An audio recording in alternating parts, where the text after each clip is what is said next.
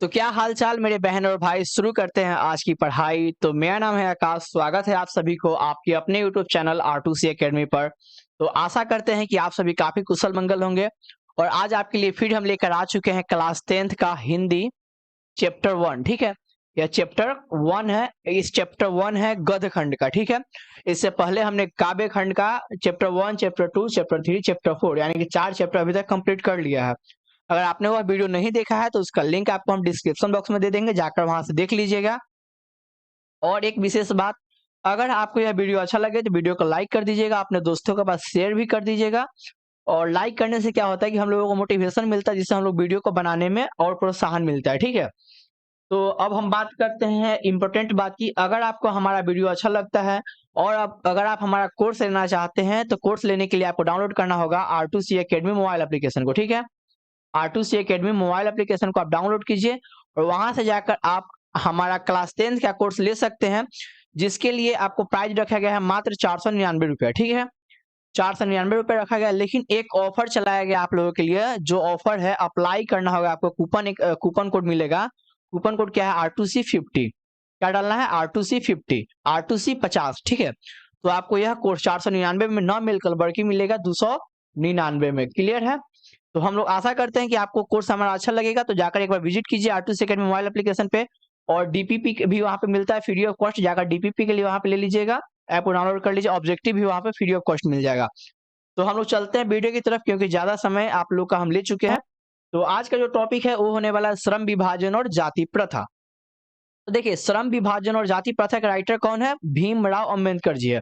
तो इनके बारे में सबसे पहले हम लोग गहन अध्ययन करेंगे, इनके बारे में जानकारी अध्ययन करेंगे। क्यों? क्योंकि इसमें एग्जाम में पूछा जाता है प्रश्न। एग्जाम में क्या होता है, इसी से ज्यादा एग्जाम में प्रश्न पूछे जाते हैं। इसीलिए आपको क्या करना है, इस टॉपिक को एकदम अच्छे से ध्यान से पढ़ना है। क्लियर है? और इस वीडियो में हमको लाइन बाय लाइन एक्सप्लेनेशन करेंगे, यानी कि हर एक वाक्य का एक्सप्लेनेशन हम लोग करने वाले हैं। तो आशा करते हैं कि आपको यह वीडियो अच्छा लगेगा। तो चलिए हम लोग चलते हैं वीडियो की तरफ।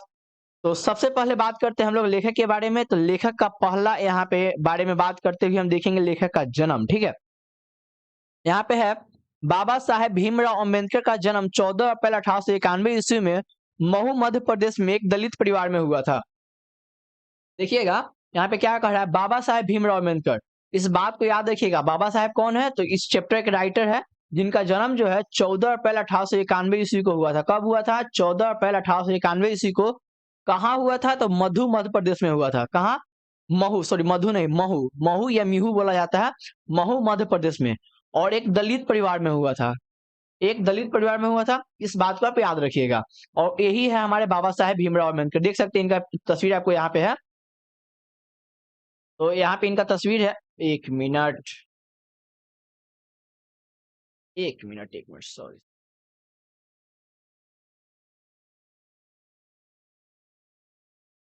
हाँ, तो यहाँ पे आप देख सकते हैं, ये है हमारे डॉक्टर साहब बाबा साहेब भीमराव अम्बेडकर। ये है हमारे बाबा साहेब भीमराव अम्बेडकर का तस्वीर। हम प्रयास करेंगे आपको यहाँ पे अच्छा सा एक तस्वीर लगा देने का, ठीक है, एडिटिंग के दौरान। क्योंकि ये लाइव वीडियो नहीं चल रहा है, लाइव क्लास चलता है आपको 7 बजे से।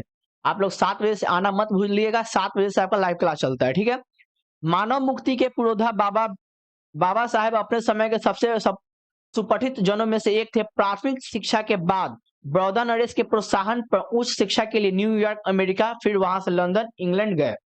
देखिए, ये अपने समय के सबसे पठित यानी कि सबसे अच्छे पढ़े लिखे वाले लोग थे, सबसे अच्छे जानकार व्यक्ति थे। और इनको क्या हुआ, प्रोत्साहन दिया गया। किनके द्वारा प्रोत्साहन दिया गया? तो बड़ौदा नरेश। बड़ौदा नरेश ने इन्हें प्रोत्साहन दिया। प्रोत्साहन मतलब क्या होता है बाबू? छात्रवृत्ति होता है, जिनके लिए वो उच्च शिक्षा के बाद, सॉरी प्राथमिक शिक्षा के बाद उच्च शिक्षा के लिए कहा गया न्यूयॉर्क। न्यूयॉर्क कहाँ पड़ता है बाबू? अमेरिका में पड़ता है। जिस प्रकार भारत में एक जगह है मुंबई, उस प्रकार न्यूयॉर्क में भी एक जगह है, सॉरी अमेरिका में भी एक जगह है न्यूयॉर्क। क्लियर है? अब यहाँ पे है लंदन। ठीक है, उसके बाद में कहाँ गए? लंदन गए। लंदन क्या है? तो लंदन जो है इंग्लैंड की राजधानी है। क्लियर है? यहाँ तक आपको, हमको उम्मीद है कि क्लियर होगा। अब बात करते हैं, उन्होंने संस्कृत और धार्मिक, पौराणिक और पूरा वैदिक वांग्मय अनुवाद के जरिए पढ़ा और ऐतिहासिक सामाजिक क्षेत्र में अनेक मौलिक स्थापनाएं प्रस्तुत की।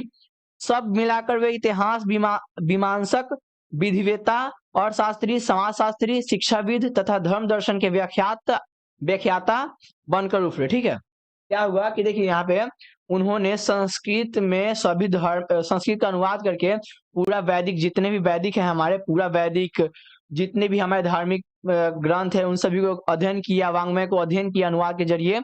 और उनको पढ़ने के बाद वो क्या हो गए और शास्त्री बने, विधिवेता बने, समाजशास्त्री, शिक्षाविद तथा धर्म दर्शन के व्याख्याता। व्याख्याता का मतलब कहने का मतलब बाबू कि वो बहुत अच्छे जानकार, ठीक है, जानकार बन गए। अब बात करते हैं स्वदेश में कुछ समय उन्होंने वकालत भी की। इस पॉइंट को नोट कर लीजिएगा, जितने पॉइंट पे हम क्या बोलते हैं येलो टिक लगा रहे हैं सभी पॉइंट ऑब्जेक्टिव के लिए काफी महत्वपूर्ण है। स्वदेश में उन्होंने क्या की, तो स्वदेश में उन्होंने वकालत भी की। स्वदेश कहने का मतलब अपने देश में उन्होंने वकालत भी की थी, ठीक है।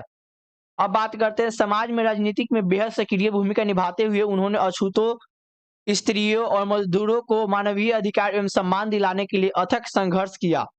उनके चिंतन और रचनात्मकता के मुख्यतः 3 प्रेरक व्यक्ति रहे, बुद्ध, कबीर, ज्योतिबा फुल्ले। देखिए उन्होंने क्या किया, समाज में जो अछूत लोगों के साथ, स्त्रियों के साथ जो दुर्व्यवहार किया जाता था, मानवता नहीं किया जाता था, उनके सम्मान दिलाने के लिए संघर्ष किए, आंदोलन लड़े, ठीक है। और उनके चिंतन एवं रचनात्मकता के, ठीक है, उनके चिंतन एवं रचनात्मकता के 3 प्रेरक व्यक्ति थे। कौन कौन थे, तो बुद्ध थे, भगवान बुद्ध, कबीर और ज्योतिबा फुले, ये 3 व्यक्ति थे। और देखिए इनका कहने का मतलब है कि ये 3 लोगों से ज्यादा प्रभावित हुए। प्रभावित कहने का मतलब जैसे कि आप लोग सपोज कीजिए कोई मैच देखता है तो कहता होगा कि नहीं हम MS धोनी के फैन है, कोई कहता होगा विराट कोहली का फैन है। उसी प्रकार कोई फिल्म देखता होगा तो कोई कहता होगा कि हम ऋतिक रोशन का फैन है, कोई किसी और का फैन है। उसी प्रकार आपको हम बता दें कि जो डॉक्टर बाबा साहेब भीमराव अम्बेडकर थे वो किनके फैन थे, तो भगवान बुद्ध, कबीर और ज्योतिबा फुल्ले के क्या थे, फैन थे। इस प्रकार आप याद कर सकते हैं, ठीक है। अब हम बात करते हैं अगला, भारत के संविधान के निर्माता में उनकी महती भूमिका और एक निष्ठ समर्पण के कारण ही हम आज उन्हें भारतीय संविधान के निर्माता कहकर श्रद्धांजलि अर्पित करते हैं। आपसे अगर पूछा जाएगा एग्जाम में कि भारतीय संविधान के निर्माता कौन है, तो भारतीय संविधान के निर्माता किन्हें कहा जाता है, तो बाबा साहेब भीमराव अम्बेडकर का कहा जाता है। क्यों, क्योंकि उन्होंने बाबा साहेब भीमराव अम्बेडकर ने भारतीय संविधान के निर्माण में बहुत अहम भूमिका निभाई थी, ठीक है। इसलिए उनको भारतीय समाज में भारत में संविधान के निर्माण का पिता कहा जाता है, जनक कहा जाता है। भारतीय संविधान के जनक अथवा पिता अथवा निर्माता कहा जाता है। अब बात करते हैं एक इंपॉर्टेंट पॉइंट, ठीक है, एक और पॉइंट के बारे में जो आपके यहाँ पे दिया हुआ है। देखिए यहाँ पे है दिसंबर 1956 ईस्वी में दिल्ली में बाबा साहेब का निधन हो गया। बाबा साहेब का निधन कब हो गया, तो 1956 में हो गया था, ठीक है। 1956 में हुआ और दिल्ली में हुआ। कब हुआ, 1956 में हुआ और दिल्ली में हुआ, इनका निधन हो गया था। अब बात करते हैं हम लोग आगे की बात, ठीक है। तो आगे क्या हुआ, देखिए बाबा साहेब ने क्या किया, अनेक पुस्तकें भी लिखी, ठीक है। जिसमें से जो इंपॉर्टेंट है उसको हम क्या करेंगे, पीला टिक लगा देंगे, आप लोग देख लीजिएगा। बाकी ऐसे सभी इंपॉर्टेंट है। बाबा साहेब के अनेक पुस्तकें लिखी है, ठीक है, जिनमें उनकी रचनाएं में भाषण है, कुछ रचना भी है, कुछ भाषण भी है। जैसे कि the caste in India, their mechanism, genesis and development, the untouchable, who are they, who are Shudras, buddhism and communism, Buddha and his Dhamma, thoughts and linguistic states, the rights and fall of the Hindu women, annihilation of caste आदि। देखिए इनके इतने किताब हैं जो लिखे हुए थे, इनकी रचनाएं हैं, लेकिन जिनमें से आपको एग्जाम में पूछे जाते हैं तो आपको द कास्ट इन इंडिया, देखिए कास्ट का जहां भी नाम आएगा आप आंख बंद करके डॉक्टर भीमराव अम्बेडकर लगा सकते हैं, ठीक है। देयर मैकेनिज्म, ऐसे आप सभी को याद कर लीजिएगा, ठीक है। Who are Shudras and who are they, ठीक है। बुद्धिज्म एंड कम्युनिज्म, उसके बाद में बुद्धा एंड हिज धम्मा, उसके बाद में आप एनिहिलेशन ऑफ कास्ट, ठीक है, एनिहिलेशन ऑफ कास्ट। ये इतने किताब को आप कंफर्म याद कर लीजिएगा, ठीक है। ये सभी आपके एग्जाम में पूछे जाते हैं। अब बात करते हैं हिंदी में उनका संपूर्ण वांग्मय भारत सरकार के कल्याण मंत्रालय से बाबा साहेब अम्बेडकर संपूर्ण वांग्मय नाम से 21 खंडों में प्रकाशित हो चुका है। हिंदी में उनका संपूर्ण वांग्मय भारत सरकार के कल्याण मंत्रालय से बाबा साहेब अम्बेडकर संपूर्ण वांग्मय नाम से 21 खंडों में प्रकाशित हो चुका है। देखिए अगर आपसे एग्जाम में पूछा जाए बाबा साहेब का जो वांग्मय है, बाबा साहेब का जो मतलब संपूर्ण वांग्मय है वो किसके द्वारा मतलब छापा गया है, तो कल्याण मंत्रालय के द्वारा क्या किया गया, प्रिंट किया गया है। और उनके संपूर्ण 21 खंड थे, ठीक है। संपूर्ण 21 कितने थे? वाङ्मय थे। और संपूर्ण 21 वाङ्मय को क्या कहा जाता है? बाबा साहेब अम्बेडकर का संपूर्ण वाङ्मय कहा जाता है। इनके 21 वाङ्मय थे। कितने वाङ्मय थे? 21 थे। और इनको क्या कहा जाता है? तो बाबा साहेब अम्बेडकर संपूर्ण वाङ्मय। क्लियर है? अब बात करते हैं हम लोग आगे का टॉपिक, ठीक है। आगे क्या है? देखिए, यह प्रस्तुत पाठ, अब पाठ के बारे में थोड़ा जानकारी दिया गया है तो उसके बारे में देख लेते हैं। क्या कह रहा है? यह प्रस्तुत पाठ बाबा साहेब के विख्यात भाषण एनिहिलेशन ऑफ कास्ट से लिया गया है। इस बात को याद रखिएगा क्योंकि ये इंपॉर्टेंट है, आपको एग्जाम में पूछा जाता है हर साल। एनिहिलेशन ऑफ कास्ट से लिया गया। भाषण कहाँ से लिया गया? एनिहिलेशन ऑफ कास्ट से, जिसका हिंदी रूपांतरण ललई सिंह यादव ने किया था। कौन किया था? हिंदी रूपांतरण किया था कौन? ललई सिंह। क्लियर है? ललई सिंह ने इसका हिंदी रूपांतरण किया था। इसका ऑब्जेक्टिव का भी वीडियो आएगा जिसमें सभी ऑब्जेक्टिव को कवर किए जाएंगे। जाति भेद के उच्छेद से किंचित संपादन के साथ लिया गया यह भाषण जाति पाति तुर्क मंडल लाहौर के वार्षिक सम्मेलन सन 1936 के अध्यक्षीय भाषण के रूप में तैयार किया गया था। देखिए, ये जो भाषण है बाबू, ये जाति पाति तुर्क मंडल जो लाहौर में स्थापित किया जाने वाला था, ये सम्मेलन होने वाला था जो 1936 में होने वाला था, ठीक है। जाति पाति तुर्क मंडल विधेयक कहाँ होने वाला था ऐसा पूछा जाएगा तो आप बोलिएगा लाहौर। जाति पाति तुर्क मंडल का सम्मेलन कब होने वाला था? तो 1936 में। तो उनके अध्यक्षीय भाषण, अध्यक्ष यानी कि अध्यक्ष के रूप में भाषण तैयार किया गया था, जो नहीं दिया गया। क्यों नहीं दिया गया इसके बारे में हम आगे बताते हैं। देखिए यहाँ पे, तो उसके लिए इसको क्या किया गया था? तैयार किया गया था इस भाषण को, लेकिन वहां पे इसको नहीं दिया गया। परंतु इसकी क्रांतिकारी दृष्टि से आयोजकों के पूर्णतः सहमति न बन सकने के कारण सम्मेलन स्थगित हो गया और पढ़ा ना जा सका। मतलब क्या हुआ? आंदोलन जो है नहीं हुआ, जिसके कारण यह जो यह भाषण था उसे नहीं पढ़ा गया, ठीक है। बाद में बाबा साहेब अम्बेडकर ने इसे स्वतंत्र पुस्तक का रूप दिया। प्रस्तुत आलेख में वे भारतीय समाज में श्रम विभाजन के नाम पर मध्ययुगीन अवशिष्ट संस्कारों के रूप में बरकरार जाति प्रथा पर मानवीयता, नैतिक न्याय और सामाजिक सद्भाव के दृष्टि से विचार करते हुए जाति प्रथा के विषमता पूर्वक सामाजिक आधारों रुद्रपुर ग्रहों और लोकतंत्र के लिए उनकी अस्वास्थ्यकर प्रकृति पर भी यहाँ एक संभ्रांत विधिवेता दृष्टिकोण उभर सका। भारतीय लोकतंत्र के भावी नागरिक को यह आलेख अत्यंत शिक्षाप्रद है। देखिए, ये पूरे संपूर्ण जो बात लिखा गया है इसको हम लोग देखते हैं, एक वाक्य में समझने का प्रयास करते हैं। ये जो है जब नहीं प्रस्तुत किया गया भाषण को, तो बाबा साहेब भीमराव अम्बेडकर क्या किए? इस भाषण को एक किताब के रूप में बदल दिए, एक लेख के रूप में बदल दिए, ठीक है। और इसको रचना कर दिए, जिससे आगे के जाकर भारतीय लोगों के लिए काफी यह अच्छा हो गया। लोकतंत्र का एक क्या होता है, एक निशानी टाइप में बन गया। क्लियर है? अब बात करते हैं अगला टॉपिक। अब बात करते हैं अगला टॉपिक, कहने का मतलब है कि अब कहाँ जो निबंध है उसके बारे में, ठीक है। तो ये निबंध स्टार्ट होता है यहाँ से। अब इसके बारे में हम जानते हैं, एकदम अच्छे से समझने का प्रयास करेंगे। यहाँ पे श्रम विभाजन और जाति प्रथा, यानी कि श्रम मतलब क्या होता है बाबू? मेहनती या मेहनत होता है, ठीक है। मेहनत का विभाजन, मेहनत का क्या होता है? विभाजन किसके आधार पर होता है? जाति के आधार पर। मेहनत का विभाजन किसके आधार पर किया गया है? जाति के आधार पर। इसी के बारे में हमको इस टॉपिक में पढ़ना है। तो आशा करते हैं यहाँ तक आपको वीडियो अच्छा लग रहा है। तो वीडियो अच्छा लग रहा है तो वीडियो को लाइक कर दीजिए बाबू, काफी मेहनत करना पड़ता है आप लोगों के लिए। तो अब हम लोग बात करते हैं आगे के टॉपिक है, ठीक है। यह विडंबना की बात है कि इस युग में भी जातिवाद के पोषक की कमी नहीं है। यानी कि यह सोचने की बात है कि इस युग में भी, इस समय भी जातिवाद के पोषकों कहने का मतलब बाबू क्या है? मानने वाले, ठीक है। मानने वालों की कोई कमी नहीं है, मानने वालों की कोई कमी नहीं है। इसके पोषक कई आधारों पर इसका समर्थन करते हैं। जो इसको मानते हैं वो कई आधारों पर इसका समर्थन करते हैं। समर्थन का एक आधार यह कहा जाता है, समर्थन का एक आधार यह कहा जाता है कि आधुनिक सभ्य समाज कार्य कुशलता के लिए श्रम विभाजन को आवश्यक मानता है, ठीक है। समर्थन का एक आधार क्या कहता है कि कार्य कुशलता मतलब कार्य को, समाज में जो कार्य हो रहा है उस कार्य को सही ढंग से संचालित करने के लिए श्रम विभाजन का आवश्यक है, ठीक है। और आपको बता दे बाबू, कहीं कहीं अगर आपको मिस्टेक लग रहा हो तो मिस्टेक नहीं बोलते हैं उसको बोलते हैं टंग स्लिप, ठीक है। यानी कि जवान का पिछलना। अगर जवान पिछलता है तो वो हमारी गलती नहीं, ये फ्लो में निकल जाता है किसी भी व्यक्ति की। तो आप उसे कहीं गलती मत समझिएगा, ठीक है। तो आगे हम लोग बात करते हैं।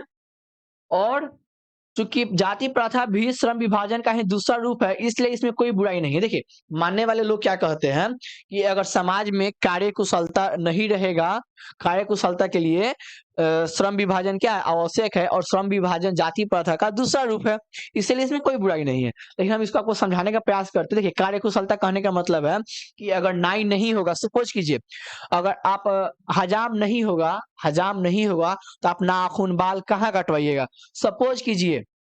सपोज कीजिए अगर धोबी नहीं होंगे तो आप कपड़ा कहाँ खिंचवाइएगा। सपोज कीजिए अगर ब्राह्मण नहीं होगा तो पूजा किससे करवाइएगा। ये कौन कहता है बाबू?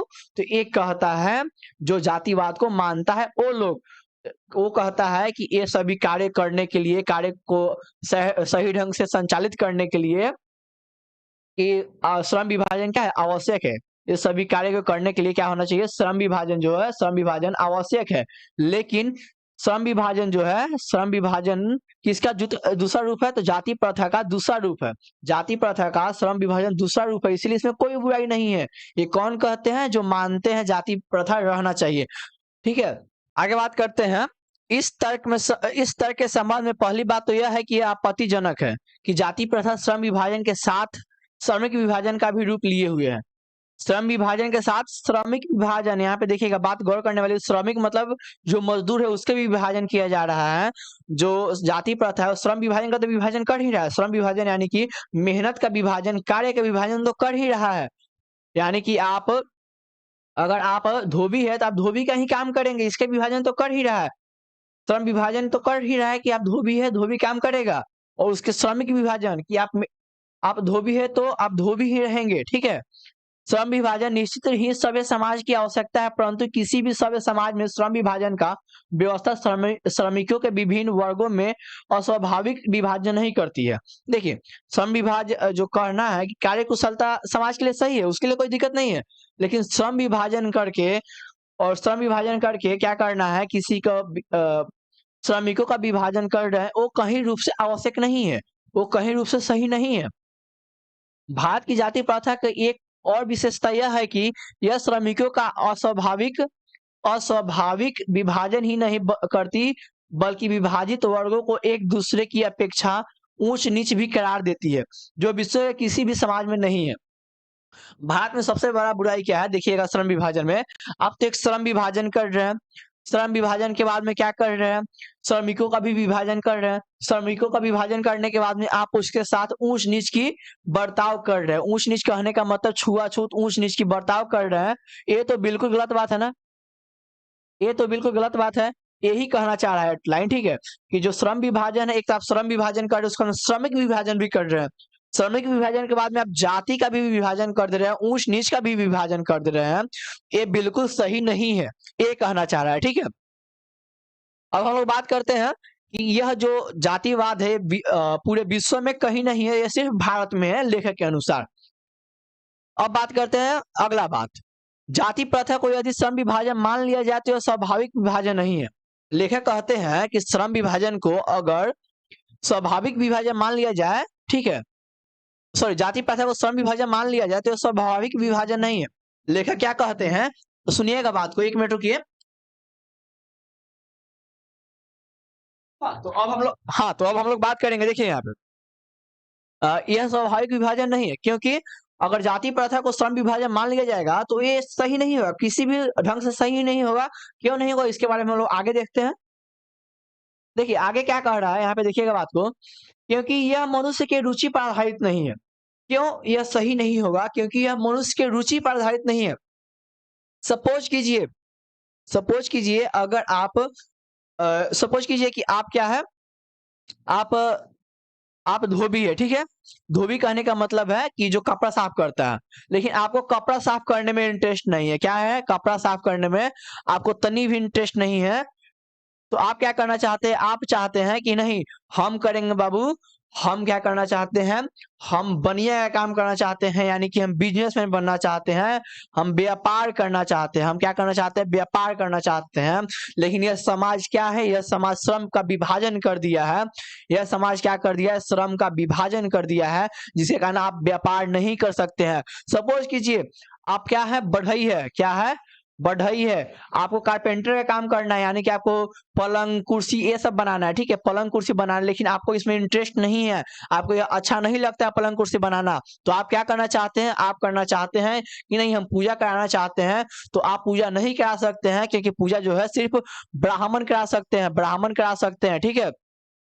तो ये कहाँ तक सही है, ये बिल्कुल गलत है, ये क्या है, बिल्कुल गलत है, ये समाज के लिए ये बिल्कुल नहीं होना चाहिए कि आपको रुचि के खिलाफ आपसे काम करवाया जाए। तो इसमें क्या होता है, अगर आपका रुचि नहीं है कोई काम करने का, सपोज कीजिए कि अगर आपको बर्तन साफ करने का काम पसंद नहीं है, लेकिन आपको जबरदस्ती बर्तन साफ करवाया जा रहा है, लेकिन आपको काम पसंद नहीं कंप्यूटर चलाने का, तो आप क्या कीजिएगा, उस काम को करने से इतराइएगा, नहीं करना चाहिएगा। इसीलिए कहते हैं बाबा साहेब भीमराव अम्बेडकर, जाति प्रथा श्रम विभाजन के लिए, अगर जाति प्रथा को श्रम विभाजन मान लिया जाए तो स्वाभाविक विभाजन नहीं है, क्योंकि यह मनुष्य के रुचि पर आधारित नहीं है, रुचि मतलब इच्छा पर आधारित नहीं है। यहाँ पे कुशल व्यक्ति या सक्षम श्रमिक समाज का निर्माण करने के लिए यह आवश्यक है कि हम व्यक्तियों की क्षमता इस सीमा तक विकसित करें जिससे वह अपने पेशा या कार्य का चुनाव कर सके। देखिए वो कहना चाह रहे हैं कि सपोज कीजिए कि अगर हम बनिया है, ठीक है, अगर हम बनिया है, तो अगर हमको बनियान नहीं करने का मन है, यानी कि हमको व्यापार करने का मन नहीं है, और हमको करने का मन क्या है, हमको नाई बनने का मन है, तो हम नाई बन सकते हैं। ऐसा कहने का मतलब है, ठीक है, कि आपके अंदर ऐसी विकसित शक्ति की जाए कि आप जो काम करना चाहते हैं उस काम को आसानी से कर सके बिना किसी के दबाव के। यही कहना चाहते हैं, इसमें कोई सीमा ना हो कि बढ़ई का लड़का बढ़ई का काम ही करेगा, क्या बोलते हैं, बनिया का लड़का बनिया वाला काम ही करेगा, ब्राह्मण का लड़का पूजा कराएगा, ये बात कतई सही नहीं है। जो जिसमें सक्षम है वो काम वो करेगा, ये कहना चाहते हैं कौन, बाबा साहेब भीमराव अम्बेडकर। इस सिद्धांत के विपरीत जाति प्रथा को दूसरे सिद्धांत यह है कि इसमें मनुष्य की प्रशिक्षण अथवा निजी क्षमता को विचार किए बिना दूसरे को दृष्टिकोण जैसे माता पिता के सामाजिक स्तर के अनुसार पहले से ही अर्थात गर्भ निर्धारण के समय मनुष्य को पेशा निर्धारित कर दिया जाता है। देखिए कितना घटिया समाज है कि क्या करता है बाबू, सोचिए, अगर आप किसी किसी सपोज कि किसी बढ़ई के घर में जन्म लिए, ठीक है, अगर आप किसी बढ़ई के घर में जन्म लिए तो आपको बढ़ई का ही काम करना है। अगर आप पेट में ही है बढ़ई के घर में, अपनी माँ के गर्भ में ही है और आपका जन्म होने वाला है बढ़ई के घर में, तो उसी समय निर्धारित कर दिया जाएगा कि आप जो है बढ़ई का ही काम करेंगे, आप दूसरा काम नहीं करेंगे। सोचिए अगर आप चमड़ा का काम करते हैं तो आपके जब आप अपने माँ के गर्भ में हैं तो उसी समय आपको यह निर्धारित कर दिया गया कि आप चमड़ा का ही काम करेंगे। ये कहाँ तक सही है बाबू, ये कहीं तक सही नहीं है। यही बात कौन कहना चाहते हैं, बाबा साहेब भीमराव अम्बेडकर कहना चाहते हैं कि इससे क्या होता है, श्रम विभाजन और जाति प्रथा में क्या किया गया है कि माँ के गर्भ में ही बच्चे का निर्धारण कर दिया गया है, यह किस काम को करेगा, नाई का बेटा नाई का ही काम करेगा, यह निर्धारण कर दिया गया है। क्लियर है। अब बात करते जाति प्रथा पेशा के दोषपूर्ण पूर्व निर्धारण ही नहीं बल्कि मनुष्य को जीवन भर के लिए एक पेशे में बांध देता है। जाति प्रथा पेशे को दोषपूर्ण पूर्व निर्धारण ही नहीं बल्कि मनुष्य को जीवन भर के लिए एक पेशे में बांध देता है। इसका कहने का मतलब है, समझिएगा कितना गहरा बात बताया है यहाँ पे बाबा साहेब भीमराव अम्बेडकर ने। देखिए क्या होता है जाति प्रथा में, आपको बता दिया गया आप नाई का बेटा है तो नाई का ही काम करेंगे, तो आप जीवन भर आपको नाई का ही काम करना पड़ेगा। क्यों, क्योंकि यहाँ पे आपको जाति प्रथा के अनुसार आपको बांध दिया गया है। भले ही अनुपयुक्ति एवं अपर्याप्त होने के कारण वो भूखे मर जाए, आप क्यों ना भूखे मर जाए, लेकिन आप आधुनिक युग में ऐसी स्थिति आ गई है कि ये मतलब आप भूखे क्यों ना मर जाए, लेकिन आप अपने नाई के काम को नहीं छोड़ सकते हैं। ठीक है, आधुनिक युग में यह स्थिति प्रायः आती है कि क्योंकि उद्योग धंधों की प्रक्रिया एवं तकनीकी में निरंतर विकास और कभी कभी अकस्मात परिवर्तन हो जाता है, ठीक है, हो जाता है, जिसके कारण मनुष्य को अपना पेशा बदलने की आवश्यकता पड़ सकती है। और यदि प्रतिकूल परिस्थितियों में भी जो मनुष्य को अपना पेशा बदलने की स्वतंत्रता न हो, उसके लिए भूखे मरने के अलावा क्या चारा रह जाता है। देखिए क्या कहना चाहते हैं बाबा साहेब भीमराव अम्बेडकर, देखिए यहाँ पे कहना चाहते हैं वे कि देखिए जब किसी व्यक्ति को जाति प्रथा के अनुसार उनको बचपन में ही बांध दिया जाता है एक पेशे से, भले ही वो भूख से मर जाए लेकिन वो अपना पेशा नहीं बदल सकता है। और इस आधुनिक युग में क्या है कि सपोज कीजिए कोई दिया बनाता है, दिया बनाने वाले को क्या बोलते हैं बाबू, मिस कर रहे हैं अभी हम, कोई दिया बनाता है, ठीक है, दिया यानी कि दीपक बनाता है, कोई दीपक बनाता है, दीपावली का कोई दीपक बनाता है, सपोज कीजिए कोई दीपावली का दीपक बनाता है, लेकिन वर्तमान समय में क्या है, आधुनिक युग में दीपक बनाता है, यहाँ पे पहले समझते हैं बात को। कोई दीपक बनाता है, जिसके पिता दीपक बनाते हैं, तो उसको बेटा को भी क्या करना पड़ेगा, दीपक ही बनाना पड़ेगा, माटी का बर्तन ही बनाना पड़ेगा। कुम्हार जो बनाते हैं, आप भी कुम्हार का ही काम करेंगे। लेकिन आज के वर्तमान युग में चाइनीज झालर, चाइनीज क्या है, चाइनीज झालर, चाइनीज लाइट, ये सभी क्या कर रहे हैं, दीपक को क्या कर रहे हैं, चाइनीज बल्ब, ये सभी बल्ब, ये सभी चीज क्या कर रहे हैं, दीपक को रिप्लेस करने का मतलब उसको उसको जगह से हटा रहे हैं हम लोग। देखिए पहले के युग में क्या होता था, दीपावली में हम लोग दीपक जलाया करते थे, लेकिन आजकल क्या होता है, लोग आजकल दीपक के जगह पे रंग बिरंगे बॉल बत्ती का उपयोग करते हैं, जिससे क्या होता है, सोचिए एक बार, अगर आप दीपक बनाने वाले के बेटा है, यानी कि आप कुम्हार के लड़का है, तो आपको यही काम करना है। क्यों? क्योंकि आपको जीवन भर के लिए बांध दिया गया, जाति प्रथा वाला समाज है। तो इसमें क्या होगा, तो लोग तो अब दीपक खरीदेंगे नहीं, और खरीदेंगे नहीं तो आपको आमदनी होगी नहीं, आमदनी नहीं होगी, जिसके कारण आप भूखे मरने लगेंगे। इस आधुनिक युग में यही कहना चाह रहे हैं कि आधुनिक युग में कार्य परिस्थिति के अनुसार बदलते रहता है, ठीक है, पेशा बदलते रहना चाहिए, लेकिन ये जो जाति प्रथा है उसमें नहीं बदल पाता है। अगर कोई बाहरी आवाज आ रहा होगा आप लोग को, तो उसके लिए हम क्षमा चाहते हैं। बगल में शादी है तो इसमें हम कुछ नहीं कर पाएंगे बाबू। चलिए अब हम बात करते हैं अगला। हिंदू धर्म में जाति प्रथा किसी भी व्यक्ति को ऐसा पेशा चुनने को अनुमति नहीं देता है जो उसका पैतृक पेशा न हो, भले ही वह उसमें पारंगत हो। इस प्रकार पेशा परिवर्तन करने की अनुमति न देकर जाति प्रथा भारत में बेरोजगारी का एक प्रमुख प्रत्यक्ष कारण बनी हुई है। समझिएगा बात को।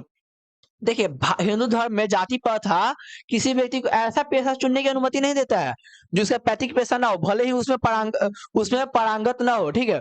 पारंगत न कहने का मतलब है कि सपोज कीजिए आप बढ़ई के लड़का है, भले आपको बढ़ई के काम करने नहीं आता है, लेकिन आप दूसरा पेशा को नहीं चुन सकते, आपको बढ़ई वाला ही काम करना होगा। ये भारतीय जाति प्रथा का क्या है, एक बुराइया है, ठीक है, जो क्या बना हुआ है, बेरोजगारी का प्रत्यक्ष कारण बना हुआ है। आपसे पूछा जा सकता है बेरोजगारी का प्रत्यक्ष कारण, ये ऐसा भी क्वेश्चन आंसर में है, तो उसको हम बताएंगे। बेरोजगारी का एक प्रत्यक्ष कारण बना हुआ है, प्रमुख यानी कि प्रमुख कारण बना हुआ है, ठीक है। इस प्रकार हम देखते हैं कि श्रम विभाजन की दृष्टि से भी जाति प्रथा गंभीर दोषों से युक्त है। जाति प्रथा का श्रम विभाजन मनुष्य की स्वेच्छा पर निर्भर नहीं करता है। देखिए जाति प्रथा में क्या होता है कि मनुष्य की इच्छा के अधीन काम नहीं करवाए, अधीन काम ये नहीं होता है, ठीक है, कि मनुष्य के आपका मन है कि हमको काम करना है कुछ अलग, लेकिन आपको जबरदस्ती पैतृक कार्य को सौंपा जाता है, माँ के गर्भ में ही आपको पैतृक कार्य से बांध दिया जाता है। मनुष्य की व्यक्तिगत भावना और व्यक्तिगत रुचि को इसमें कोई ध्यान अथवा महत्व नहीं रहता। आप किस काम में इंटरेस्ट लेते हैं इसका कोई मतलब नहीं है, आपके व्यक्तिगत भावना को नहीं देखा जाता है इसमें। इस आधार पर हमें यह स्वीकार करना पड़ेगा कि आज के उद्योगों में गरीबी और उत्पीड़न इतनी बड़ी समस्या नहीं है जितनी कि बहुत से लोग निर्धारित कार्य को और रुचि के कारण केवल विवशतावश करते हैं। ऐसी स्थिति में स्वभावतः मनुष्य को दुर्भावना से ग्रसित रहकर टालू काम करने और काम करने के लिए प्रेरित करती है। देखिए ये बात क्या कहना चाह रही है, ये टॉपिक जो है, देखिए कह रहा है कि सपोज कीजिए आप बढ़ई का काम नहीं जानते हैं, आपको जबरदस्ती बढ़ई का काम करवाया जा रहा है, तो आप क्या कीजिएगा, उस काम से दूर हटिएगा, उस काम को टालिएगा, उस काम को नहीं करने का चाहिएगा। उसमें लोग क्या होता है, इच्छा को बढ़ाता है अगर आप उस काम को नहीं जानते हैं तो। यह जाति प्रथा का सबसे बड़ा दोष है। अब बात करते हैं ऐसी स्थिति में जहां काम करने वालों को न दिल लगता है ना दिमाग, कुशलता कैसे प्राप्त की जा सकती है। अतः यह निर्विवाद रूप से सिद्ध हो जाता है कि आर्थिक पहलू से भी जाति प्रथा हानिकारक प्रथा है। इस प्रकार यह सिद्ध होता है कि जाति प्रथा जो है आर्थिक रूप से भी क्या है, हानिकारक है, यानी कि पैसा के मामले में भी ये हानिकारक है, क्योंकि यह मनुष्य के स्वाभाविक प्रेरणा, रुचि एवं आत्मशक्ति के दबाव कर उन्हें अस्वाभाविक नियमों में जकड़ कर निष्क्रिय बना देती है। क्योंकि ये क्या करता है, लोग का जो रुचि है उस रुचि को जकड़ लेता है और उसको बिना किसी इच्छा के उस काम को करने पर मजबूर कर देता है, निष्क्रिय कर देता है, ठीक है। अब यहाँ पे बात करते हैं बाबा साहेब अपनी, ठीक है। अब क्या कहते हैं, अब मैं समस्या के रचनात्मकता पहलू को लेता हूँ। मेरे द्वारा जाति प्रथा का आलोचना सुनकर आप लोग मुझसे यह प्रश्न पूछना चाहेंगे कि यदि मैं जातियों के विरुद्ध हूँ तो फिर मेरी दृष्टि में आदर्श समाज क्या है। देखिए ये सभी बात जो अभी बाबा साहेब बताए हैं, अब करें कि आप इतनी आलोचना सुनने के बाद में आप भी तो सोच रहे होंगे कि हम क्या चाहते हैं समाज के रूप में। तो मेरा उत्तर यह होगा कि मेरा आदर्श समाज स्वतंत्रता समता, भ्रातृत्व और पर आधारित हो, यानी कि हमारा समाज जो होगा, समाज स्वतंत्रता यानी कि आजादी पर, समता यानी कि बराबरी पर, भ्रातृत्व यानी कि भाईचारे पर होगा। क्या यह ठीक नहीं कि भ्रातृत्व अर्थात भाईचारे में किसी को भी आप आपत्ति आपत्ति हो सकती है कि किसी को आपत्ति हो सकती, किसी को क्या आपत्ति हो सकती है, ठीक है? यानी कि भाईचारा होगा, जब आपका भाई ही कोई काम को कर रहा होगा तो आपको आपत्ति होगा? नहीं होगा। किसी भी आदर्श समाज में इतनी गतिशीलता होनी चाहिए जिसमें कोई भी व्यक्ति वांछित परिवर्तन समाज में एक छोर से दूसरे छोर तक संचारित हो सके। ऐसे समाज में बहुविध हितों में सबका भाग होना चाहिए तथा सबका उनकी रक्षा के प्रति सहज रहना चाहिए। देखिए, ये कहना चाहते हैं बाबा साहेब भीमराव अम्बेडकर कि हम ऐसा समाज चाहते हैं जैसे समाज में स्वतंत्रता, समता, भ्रातृत्व पर आधारित हो, यानी कि वह समाज जो सबके लिए बराबर हो, जहाँ ऊंच नीच की भावना न हो, सब भाईचारे के भाव से रहे, जहाँ पे एक कोई भी किसी भी कार्य को कर सकता है अपनी इच्छा के अनुसार, वैसे समाज के वो निर्माण करना चाहते हैं। सामाजिक जीवन में आभार संपर्क के कारण साधन एवं अवसर उपलब्ध रहने चाहिए, यानी कि सामाजिक जीवन में उनको अधिक से अधिक क्या होना चाहिए, अवसर मिलने चाहिए काम करने का, और उनको अवसर प्राप्त होना चाहिए, ठीक है? अब बात करते हैं आगे के तात्पर्य यह है कि दूध पानी के मिश्रण की तरह भाईचारे का यह वास्तविक रूप है। यहाँ पे ऑब्जेक्टिव भी बनता है, भाईचारे का रूप किसके वास्तविक है, तो दूध पानी की तरह, ठीक है? यानी कि दूध में जिस प्रकार पानी को मिला दिया जाता है तो पता नहीं चलता है कि इसमें पानी मिलाया गया है, पानी कहाँ गया, उस प्रकार हम कह सकते हैं कि भाईचारे वाला समाज चाहिए, ठीक है? और इस कारण से दूसरा नाम लोकतंत्र है, और इसी का दूसरा नाम लोकतंत्र है, और इसी का क्या नाम, दूसरा नाम लोकतंत्र है, क्योंकि लोकतंत्र केवल शासन की एक पद्धति नहीं, लोकतंत्र मूलतः सामाजिक जीवनचर्या की एक रीति तथा समाज के सम्मिलित अनुभवों का आदान प्रदान का नाम है। इसमें यह आवश्यक है कि अपने साथियों के प्रति श्रद्धा एवं सम्मान का भाव रहे। देखिए, इसमें क्या होना चाहिए कि अपने साथियों के प्रति श्रद्धा एवं सम्मान की भावना होनी चाहिए, ठीक है? रीति रिवाज को सभी को आपस में क्या करे, आदान प्रदान करे, ऐसा समाज का निर्माण चाहते हैं डॉक्टर बाबा साहेब भीमराव अम्बेडकर।